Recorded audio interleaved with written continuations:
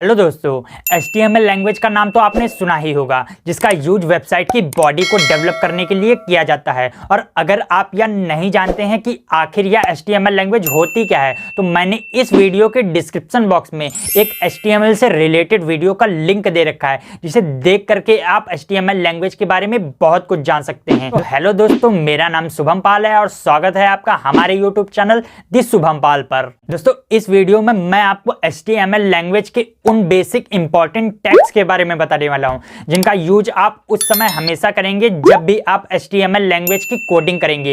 इसलिए इस वीडियो को लास्ट तक देखिएगा, जिससे कि मैं जो भी बताऊं उसे आप बहुत ही आसानी से समझ सकें और सीख सकें। दोस्तों, हम HTML लैंग्वेज में बहुत सारे HTML टैग्स का यूज करते हैं, एक नहीं दो नहीं बल्कि बार बार हम HTML टैग्स का यूज करते हैं प्रोग्राम को बनाते समय स्टार्टिंग से एंड तक के। दोस्तों, आप HTML हेड, बॉडी और टाइटल टैग के बारे में तो जानते ही होंगे। जब भी हम किसी HTML लैंग्वेज में प्रोग्राम को बनाते हैं तो हम स्टार्टिंग में इन सभी टैग्स का यूज करते हैं। अब मैं आपको उन सभी टैग्स के बारे में बताने वाला हूं जिनके बारे में आप नहीं जानते हैं या फिर जिनका नाम आप पहली बार अब सुनने वाले हैं। दोस्तों, सबसे पहले हम बात करते हैं हेडिंग टैग के बारे में। इनके नाम से ही पता चलता है कि इनका यूज किसी भी वेब पेज में हेडिंग को लिखने के लिए किया जाता है। दोस्तों, HTML लैंग्वेज में हम 6 टाइप के हेडिंग टैग्स का यूज करते हैं, जिनके नाम होते हैं H1, H2, H3, H4, H5 और H6 टैग्स। इन टैग्स का यूज हम हेडिंग्स के साइज के अनुसार करते हैं। हम जब भी किसी वेबसाइट को इंटरनेट पर ओपन करते हैं तो हम उनमें देखते हैं कि बहुत सारी हेडिंग्स लिखी होती हैं। जो टॉप वाली हेडिंग होती हैं वो बड़ी होती हैं साइज में, और जो उनसे नीचे वाली हेडिंग होती हैं या फुटर वाली हेडिंग होती हैं उनका फॉन्ट साइज छोटा होता है। तो हम HTML लैंग्वेज में फॉन्ट साइज के अनुसार ही इन HTML टैग्स का यूज करते हैं। हेडिंग टैग तो H1 से H6 तक के होते हैं, मगर हमें अगर टॉप की हेडिंग को लिखना है या फिर हेडिंग का साइज बड़ा रखना है तो उसके लिए हम H1 टैग का यूज करते हैं, और उससे हमें छोटी हेडिंग लिखनी है तो उसके लिए हम H2 टैग का यूज करते हैं। अगर हमें उससे भी छोटी हेडिंग लिखनी है तो उसके लिए हम H3 टैग का यूज करते हैं, और अगर हमें उससे भी छोटी और उससे भी छोटी हेडिंग लिखनी है तो H4, H5 और H6 का यूज करते हैं। HTML लैंग्वेज में सिर्फ H1 से H6 तक के टैग्स का यूज किया जाता है, उससे आगे हमें किसी भी टैग्स का यूज नहीं करना है, जैसे कि H7, H8, H9। अगर आप इनका यूज कर भी लेते हैं तो इनका कोई भी इफेक्ट हमें वेब पेज में देखने को नहीं मिलता है। दोस्तों, अब हम बात करते हैं HTML लैंग्वेज में यूज होने वाले पैराग्राफ टैग की, जिसको लिखने के लिए हम P टैग का यूज करते हैं। हम जब भी अपनी वेबसाइट के वेब पेज पर किसी आर्टिकल या फिर ब्लॉग को लिखते हैं तब हमें बहुत ही ज्यादा टेक्स्ट को लिखने की आवश्यकता होती है, और इन टेक्स्ट को लिखने के लिए हमें पैराग्राफ भी लिखना होता है। इन पैराग्राफ को लिखने के लिए हम P टैग का यूज करते हैं। दोस्तों, हम HTML लैंग्वेज में पैराग्राफ टैग का यूज इसलिए करते हैं क्योंकि हम जब भी किसी बड़े ब्लॉग या फिर आर्टिकल को लिखते हैं तो हमें बहुत ही ज्यादा वर्ड्स को लिखने की आवश्यकता होती है, और इन वर्ड्स को सही तरीके से पैराग्राफ में लिखने के लिए हम पैराग्राफ का यूज करते हैं, जो कि वर्ड्स को सही तरीके से ऑर्गेनाइज करता है और यह देखने में भी अच्छे लगते हैं। और अगर हमें इन फ्यूचर इन पैराग्राफ में चेंजेस भी करना है तो हम उन पैराग्राफ टैग की मदद से इनको ढूंढ करके उनमें चेंजेस भी कर सकते हैं। और सबसे इंपॉर्टेंट बात यह है कि जब भी हम HTML लैंग्वेज का यूज करते समय किसी भी वेब पेज को क्रिएट करते हैं तो हमें किसी भी आइटम को अगर सेंटर में लाना है, अब इस आइटम में कोई इमेज, टेक्स्ट या फिर वीडियो भी हो सकती है, तो उसके लिए हम सेंटर टैग का यूज करते हैं। सेंटर टैग को लगाने पर हम किसी भी आइटम को सेंटर में ला सकते हैं। दोस्तों, अब हम बात करते हैं HTML लैंग्वेज में प्रयोग होने वाले उन शॉर्ट टैग की जिनका यूज हम अक्सर करते हैं,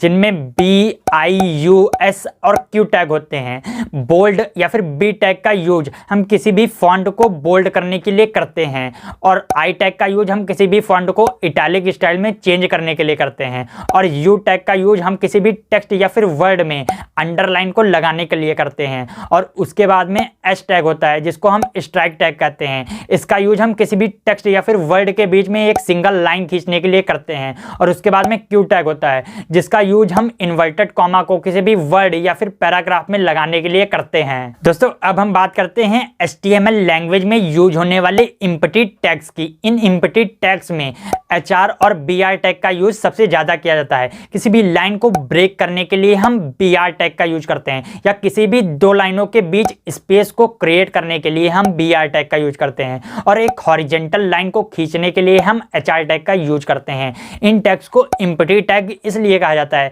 क्योंकि इनको क्लोज करने की कोई भी आवश्यकता नहीं होती है, इनको लिखने के लिए केवल हम ओपनिंग टैग का यूज करते हैं। दोस्तों आई होप आप समझ गए होंगे जो भी मैंने अभी तक बताया है। अब हम चलते हैं अपने लैपटॉप की स्क्रीन पर और देखते हैं कि हम इन सभी टैग्स का यूज अपने प्रोग्राम को बनाते समय, कोडिंग करते समय कैसे कर सकते हैं। दोस्तों अब हम आ चुके हैं अपने लैपटॉप की स्क्रीन पर। अब हम उस सॉफ्टवेयर को ओपन करेंगे जिसका यूज हम HTML प्रोग्राम को लिखने के लिए करने वाले हैं। आप नोटपैड या फिर विजुअल स्टूडियो कोड किसी भी सॉफ्टवेयर का यूज कर सकते हैं। फिलहाल तो हम विजुअल स्टूडियो कोड का यूज करेंगे, तो इसके लिए हम सबसे पहले विजुअल स्टूडियो कोड सॉफ्टवेयर को ओपन कर लेंगे और यहाँ पर न्यू प्रोग्राम को बनाने के लिए Ctrl+N करेंगे। अब देख सकते हैं यहाँ पर हमारा न्यू पेज ओपन हो चुका है। इस पेज को जूम आउट और जूम इन करने के लिए हम Ctrl+ और Ctrl- का यूज कर सकते हैं, जिससे कि पेज हमारा छोटा या बड़ा दिखाई देता है। इसका साइज हम फिक्स कर लेंगे पहले तो, जितना भी हमें रखना है। अब हम पहले तो इस प्रोग्राम को स्टार्टिंग में ही सेव कर लेंगे Ctrl+S करके, और यहाँ पे पाथ सेलेक्ट कर लेंगे डेस्कटॉप, और उसके बाद में इसका हम नाम दे देंगे प्रोग्राम फर्स्ट .html लगाना कंपलसरी है क्योंकि यह एक HTML लैंग्वेज में लिखा गया प्रोग्राम है। आप .htm या .html का यूज कर सकते हैं। अब हम सेव कर लेंगे इसे। अब हम इसे मिनिमाइज करेंगे पहले तो, और ये देखेंगे कि हमने जो भी पेज बनाया है वो यहाँ पे आ चुका है, जो कि पूरा ब्लैंक है क्योंकि हमने इसमें अभी कुछ भी नहीं लिखा है। तो हम इसे पहले मिनिमाइज कर लेंगे और अपने विजुअल स्टूडियो कोड को ओपन करेंगे, और अब हमें जो भी कोडिंग करनी है, जिन भी टैग्स का यूज करना है, उनको इस प्रोग्राम में करेंगे। तो सबसे पहले HTML प्रोग्राम को बनाने के लिए हम HTML टैग का यूज करते हैं, और इसके लास्ट में भी इसको क्लोज करने के लिए हम HTML टैग का यूज करते हैं, जिसमें स्लैश लगा होता है।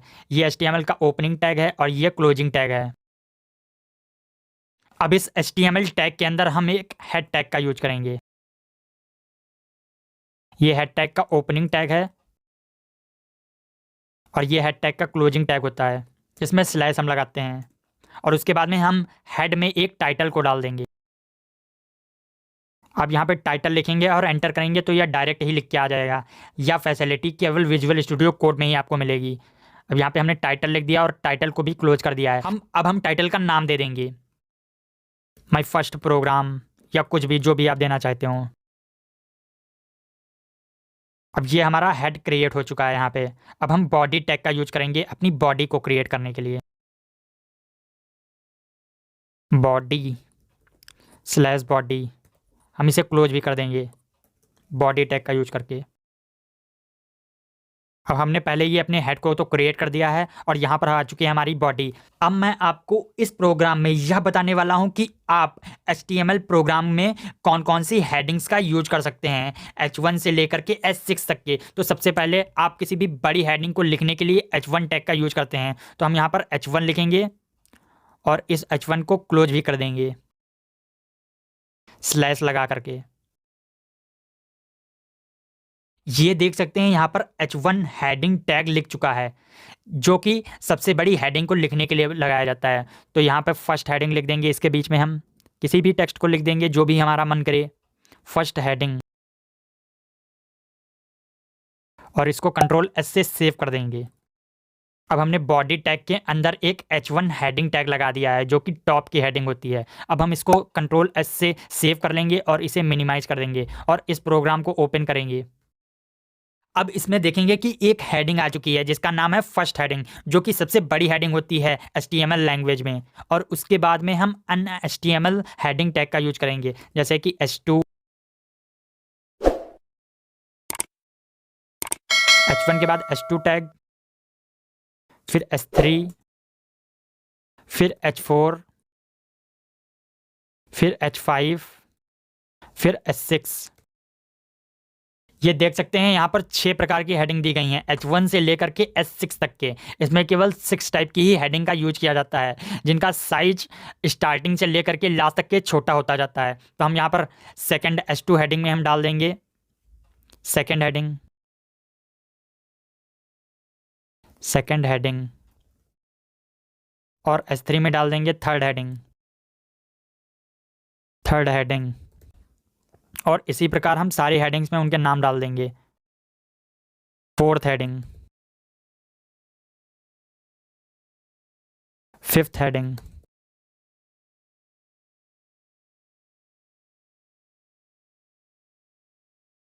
अब इसके बाद में हम इसे सेव कर लेंगे कंट्रोल एस करके और इसे मिनिमाइज कर देंगे और उस प्रोग्राम को फिर से ओपन करेंगे। ये देख सकते हैं यहाँ पर पहली हेडिंग, दूसरी हेडिंग, तीसरी हेडिंग, चौथी हेडिंग, पांचवी हेडिंग और छठी हेडिंग। जैसा कि मैंने आपको बताया था कि H1 से लेकर के H6 तक के टैग का यूज किया जाता है हेडिंग के लिए, और टॉप की जो हेडिंग होती है उसके लिए हम H1 का यूज करते हैं, और जो सबसे छोटी हेडिंग होती है, यह भी एक टाइप की हेडिंग ही है, उसके लिए हम H6 का यूज करते हैं। और जो बीच की हेडिंग होती हैं वो छोटे क्रम में लिखी जाती हैं, जैसे कि H1 के लिए हमने बड़ी हेडिंग का यूज किया, और छोटी हेडिंग के लिए H2 का, और उससे भी छोटी हेडिंग के लिए H3 का, फिर H4, H5 और H6। इस प्रकार हम 6 टाइप के हेडिंग टैग का यूज हम HTML पेज में करते हैं। ये है हमारे हेडिंग टैग H1 से लेकर के H6 तक के। अब मैं आपको बताने वाला हूं कि आप पैराग्राफ टैग का यूज कैसे कर सकते हैं। तो इसके लिए हम सबसे पहले एक पैराग्राफ लिखेंगे। हम शॉर्टकट की का यूज करके कितने भी बड़े पैराग्राफ को लिख सकते हैं। तो इसके लिए हम लिखेंगे लॉरेम, लॉरेम वर्ड लिखेंगे, और इसके बाद में हमें जितने भी वर्ड अपने पैराग्राफ में चाहिए उतने वर्ड लिख देंगे। जैसे कि हमें 10 वर्ड्स अगर चाहिए तो लॉरेम 10 लिखेंगे और फिर एंटर करेंगे, और ये देख सकते हैं यहाँ पर 10 वर्ड आ चुके हैं। अब हम फिर से एंटर करेंगे और न्यू लाइन में आ जाएंगे। इसको हम थोड़ा सा छोटा कर लेंगे। अब फिर से हम लॉरेम लिखेंगे और यहाँ पर लिखेंगे 30 और फिर से एंटर करेंगे। तो ये देख सकते हैं यहाँ पे 30 वर्ड्स आ चुके हैं। अब हम Alt Shift दबाएंगे और F पर प्रेस करेंगे तो ये रैप हो जाएगा टेक्स्ट, जो कि हमें पूरी तरीके से सही से दिखाई देने लगेगा। इसे कहते हैं टेक्स्ट रैपिंग। अब देख सकते हैं यहाँ पे हमारा एक पैराग्राफ लिख चुका है। अब हमने यहाँ पर कुछ वर्ड्स लिख दिए हैं। अब देखेंगे हम अपने वेब पेज में कि यह वर्ड्स आ रहे हैं कि नहीं। हम इसे रिफ्रेश करेंगे। ये देख सकते हैं यहाँ पे हमने जो भी वर्ड्स लिखे हैं वो यहाँ पे शो हो रहे हैं। अभी हमने पैराग्राफ टैग का यूज़ नहीं किया है। अब हम यहाँ पर पी टैग का यूज करेंगे। इसके लिए हम एंगल ब्रैकेट्स लगाएंगे और उसके अंदर पी को लिख देंगे, और जहाँ पर हमें क्लोज करना है वहाँ पर हम आएंगे और वहाँ पर इसे पी टैग स्लैश लगा करके क्लोज कर देंगे। तो ये हो गया पैराग्राफ टैग का ओपनिंग टैग और ये हो गया क्लोजिंग टैग, और इसको कंट्रोल ऐसे सेव कर देंगे और फिर से उस वेब पेज में आएंगे जिसको हमने क्रिएट कर रखा है और इसको फिर से रिफ्रेश करेंगे। तो इसमें फ़र्क तो नहीं पड़ा है, लेकिन वहाँ पे हमने पैराग्राफ टैग का यूज कर दिया है, जिससे कि हमें यह पता चलेगा कि यह हमारा पैराग्राफ है। अब फिर से शिफ्ट अल्ट प्लस F करेंगे तो यह सही से ऑर्गेनाइज हो जाएगा। तो ये यूज हो गया पैराग्राफ टैग का। हालांकि इसका इफेक्ट हमें देखने को नहीं मिलता है, लेकिन जब भी हम बहुत सारे पैराग्राफ्स को एक वेब पेज में क्रिएट करते हैं तो हमें कन्फ्यूजन हो जाता है कि कौन सा पैराग्राफ कहाँ पर है। अगर हम पैराग्राफ टैग का यूज़ नहीं करेंगे तो ये सारे वर्ड्स एक ही जगह पर दिखाई देने लगेंगे, इसलिए हम इन सबको अलग अलग करने के लिए बहुत सारे पैराग्राफ का यूज करते हैं। अब मैं बताने वाला हूँ कि आप सेंटर टैग का यूज कैसे कर सकते हैं। तो आप देख सकते हैं कि यहाँ पर हमने जो भी पहले हेडिंग लिखी थी उसमें हम सेंटर टैग का यूज करेंगे उसको सेंटर में करने के लिए। तो यहाँ पर हम इसके स्टार्टिंग में लिखेंगे सेंटर एंगल ब्रैकेट के अंदर, और इसके लास्ट में लिखेंगे स्लैश लगाएंगे और सेंटर लिख देंगे और इसको कंट्रोल S करके सेव कर लेंगे। अब हमें इस हेडिंग को, इस पूरे एरिया को, जितना भी सेंटर टैग के अंदर है, इसको सेंटर में करना है, इसलिए हमने इसके स्टार्टिंग और लास्ट में सेंटर टैग का यूज किया है। पहले तो हमने इसको ओपन किया और यहाँ पर हमने क्लोज कर दिया। अब हम इस पेज को ओपन करेंगे। पहले तो हम इसे कंट्रोल S करके सेव कर लेंगे। अब हम अपने उसी वेब पेज को ओपन करेंगे और इसको रिफ्रेश करेंगे। ये देख सकते हैं यहाँ पर हमने जिसमें सेंटर का यूज किया था, सेंटर टैग का यूज किया था, वह हेडिंग सेंटर में आ चुकी है। इस प्रकार हम किसी भी टेक्स्ट को सेंटर में कर सकते हैं सेंटर टैग का यूज करके। अगर हम चाहें तो यहाँ से इस सेंटर को कट करके कंट्रोल X से और इस पूरे हेडिंग्स और पैराग्राफ में इसको लास्ट में क्लोज करें तो ये अब पूरा एरिया जितना भी आ रहा है सेंटर टैग के अंदर, यह सब कुछ अब सेंटर में शो होने लगेगा। अब इसको कंट्रोल S से सेव कर लेंगे और फिर से उस वेब पेज को ओपन करेंगे और फिर से रिफ्रेश करेंगे। अब ये देख सकते हैं कि हमारा सारा टेक्स्ट जितना भी हमने लिखा था वो सारा सेंटर में आ चुका है। हमारी सारी हेडिंग्स और हमारा पैराग्राफ सब कुछ सेंटर में आ चुका है। जैसा कि मैंने आपको बताया था, आप किसी भी आइटम को, इमेज को या फिर टेक्स्ट को सेंटर में लाने के लिए सेंटर टैग का यूज करते हैं, तो उसका यूज आप देख सकते हैं यहाँ पर। अगर यहाँ पर कोई इमेज होती या फिर वीडियो होती और उसमें अगर आपने सेंटर टैग का यूज किया होता तो वो भी इसी तरह सेंटर में आ जाता। अब हम फिर से अपने प्रोग्राम में आ जाएंगे और अब मैं बताता हूँ कि इम्पटी टैग क्या होता है। एम्पटी टैग में मैंने आपको दो टैग के बारे में बताया, एक br टैग और एक hr टैग। तो जैसा कि मैंने बताया था कि br टैग का यूज किसी भी लाइन को ब्रेक करने के लिए किया जाता है। तो जैसे यह एक लाइन लिखी है यहाँ पे lorem ipsum dolor sit amet, या पूरी एक लाइन यहाँ तक क्वेश्चन मार्क तक लिखी है। अगर हम इसके बीच में यहाँ पर इस लाइन को ब्रेक करना चाहते हैं तो इतना एरिया इस लाइन के अंदर आ जाएगा, ऊपर आ जाएगा, और इतना एरिया उसके नीचे आ जाएगा, और इसके बीच में हम br टैग का लगाएंगे। आप इसे नॉर्मल वे में समझ सकते हैं कि हमें इस लाइन को बीच से ब्रेक करना है, तो हम इसके बीच में ही br टैग का यूज करेंगे और कंट्रोल एस से सेव कर देंगे। इसको क्लोज करने के लिए हमें क्लोजिंग टैग की आवश्यकता नहीं है, क्योंकि यह एक एम्प्टी टैग है। तो यहाँ पर हमने br टैग लगा दिया और इसको कंट्रोल एस से सेव कर दिया, और अब हम अपने प्रोग्राम को ओपन करेंगे और इसे रिफ्रेश करेंगे। तो ये देख सकते हैं कि लॉरेम वाली लाइन ऊपर है, और जितनी भी लाइन यहाँ से थी वो ब्रेक हो चुकी है, दूसरी लाइन में आ चुकी है। मैं आपको जूम करके दिखा देता हूँ, ये देख सकते हैं। अगर हम और भी br टैग का यूज करते हैं यहाँ पर, जैसे हम दो br टैग का अगर यूज करें तो अब उस लाइन के बीच में एक स्पेस भी आ जाएगा। पहले वाले br ने उस लाइन को ब्रेक कर दिया है, और दूसरा वाला br उस लाइन के बीच में एक स्पेस को क्रिएट कर देगा। इसको लिख के सेव कर देंगे और फिर से इस प्रोग्राम को ओपन करेंगे और इसको जूम आउट कर लेंगे पहले, और इसको रिफ्रेश करेंगे। देख सकते हैं जैसा कि मैंने आपको बताया था कि br का यूज हम लाइन को ब्रेक करने के लिए और दो लाइनों के बीच में स्पेस को क्रिएट करने के लिए करते हैं, उसका यूज आप देख सकते हैं। अब आप जितने भी लाइंस को अब जितनी भी लाइन को ब्रेक करना चाहते हैं या स्पेस को क्रिएट करना चाहते हैं तो आप उतने br का यूज कर सकते हैं। आप जितने ज़्यादा br लगाएंगे उतने ज़्यादा स्पेस इनके बीच में क्रिएट होते जाएंगे। जैसा कि पहली हेडिंग और दूसरी हेडिंग के बीच में br लगाने पर इसको सेव कर देंगे, और फिर से अब हम यहाँ पर देखेंगे और इसको रिफ्रेश करेंगे तो ये देख सकते हैं इसके बीच में स्पेस क्रिएट हो चुका है। फर्स्ट हेडिंग और सेकंड हेडिंग के बीच में एक स्पेस क्रिएट हो चुका है, और नीचे वाली सारी हेडिंग नॉर्मल ही फॉर्म में लिखी हुई हैं। तो हम फिर से यहाँ पर आएंगे। अब आप समझ गए होंगे कि br टैग का यूज कैसे किया जाता है। अब मैं आपको बताऊंगा कि आप hr टैग का यूज कैसे कर सकते हैं, जिसका यूज हम हॉरिजेंटल लाइन को खींचने के लिए करते हैं। तो मान लीजिए हमें इन हेडिंग्स और पैराग्राफ के बीच में एक लाइन को क्रिएट करना है जो कि हॉरिजेंटल लाइन है, तो इसके लिए हम hr टैग का यूज करेंगे। hr यह भी एक एम्प्टी टैग है, इसलिए इसको क्लोजिंग करने की कोई भी आवश्यकता नहीं है। इसके लिए केवल हम ओपनिंग टैग का यूज करते हैं। तो यहाँ पर हमने एक hr लिख दिया जो कि 6th हेडिंग और पैराग्राफ के बीच में है। अब इसको हम सेव कर देंगे। अब हम फिर से अपने प्रोग्राम में आएंगे और इसको रिफ्रेश करेंगे तो ये देख सकते हैं यहाँ पे 6th हेडिंग आ रही है, और यहाँ पे हमारा नीचे पैराग्राफ लिखा हुआ है, और इसके बीच में आ चुकी है एक हॉरिजेंटल लाइन जो कि हमने hr टैग के द्वारा क्रिएट की है। अब हम जितनी भी हॉरिजेंटल लाइन लगाना चाहते हैं उतने hr टैग का यूज कर सकते हैं। जैसे हमें दो हॉरिजेंटल लाइन लगानी है यहाँ पे, तो हम दो hr टैग का यूज करेंगे और इसे सेव कर देंगे और फिर से अपने प्रोग्राम में आ जाएंगे और इसे रिफ्रेश कर देंगे। देख सकते हैं यहाँ पर दो hr हॉरिजेंटल लाइन आ चुकी हैं। अगर हम इनको लास्ट में लगाना चाहते हैं या जहां पर भी हम लगाना चाहते हैं हॉरिजेंटल लाइन को, जैसे कि हम इस hr को कॉपी करेंगे पहले एक, फिर इन सभी हेडिंग्स के बीच में हम एक hr को लगा देंगे जिससे कि हमें बहुत सारी लाइंस देखने को मिल सकती हैं। तो हम यहाँ पर रिफ्रेश करेंगे और ये देखिए सारी हेडिंग्स के बीच में एक हॉरिजेंटल लाइन आ चुकी है जो कि कॉपी की पेज की तरीके से दिख रही है। तो आप समझ गए होंगे कि आप hr टैग का यूज कैसे कर सकते हैं। तो मैंने आपको बताया कि आप हेडिंग टैग का यूज कैसे कर सकते हैं जो कि 6 टाइप की हेडिंग होती हैं, और उसके बाद में मैंने आपको बताया कि आप p टैग का यूज कैसे कर सकते हैं पैराग्राफ को लिखने के लिए, और उसके बाद में मैंने आपको बताया है कि आप br टैग का यूज कैसे कर सकते हैं किसी भी लाइन को ब्रेक करने के लिए या उस लाइन में स्पेस लाने के लिए, दो लाइनों के बीच में एक स्पेस को क्रिएट करने के लिए। और उसके बाद में मैंने आपको बताया है कि आप hr टैग का यूज कैसे कर सकते हैं किसी भी हॉरिजेंटल लाइन को क्रिएट करने के लिए। और सबसे लास्ट और सबसे इंपॉर्टेंट हमने सेंटर टैग का यूज किया है जो कि हमने स्टार्टिंग में लगाया है और लास्ट में क्लोज किया है, जिससे कि हमारा जितना भी डाटा लिखा हुआ है वो सारा सेंटर में आ चुका है। और अगर आप इस डाटा को सही से ऑर्गेनाइज करना चाहते हैं तो आप सिंपल शिफ्ट अल्ट F दबा करके इसको ऑर्गेनाइज कर सकते हैं सही से। हालांकि हमारा तो ऑर्गेनाइज है क्योंकि हमने पहले ही कर लिया है। दोस्तों अब मैं बताने वाला हूँ आपको शॉर्ट टैग के बारे में, जिसमें हमने बताया था b tag, q tag, h tag, i tag और u टैग के बारे में। तो सबसे पहले हम b टैग का यूज करेंगे। तो पहले तो हम एक नॉर्मल टेक्स्ट को लिखेंगे हेलो, और हम दूसरे सेम टेक्स्ट को लिखेंगे हेलो, और उसमें हम b टैग का यूज करेंगे, बोल्ड टैग।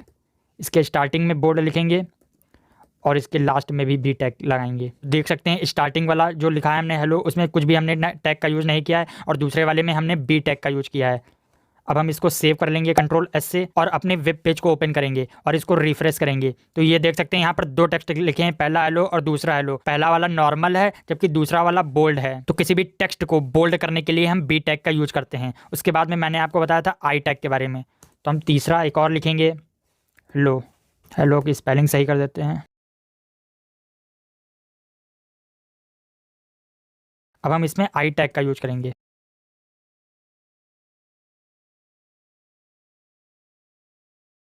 आई को स्टार्टिंग में ओपन करेंगे और लास्ट में क्लोज कर देंगे और इसको कंट्रोल एस से सेव कर देंगे और फिर से इस वेब पेज को ओपन करेंगे और रिफ्रेश करेंगे। और देख सकते हैं जो तीसरा वर्ड लिखा है वो भी हेलो लिखा है, लेकिन वो इटैलिक फॉर्म में लिखा है, थोड़ा सा टेढ़ा दिखाई दे रहा है।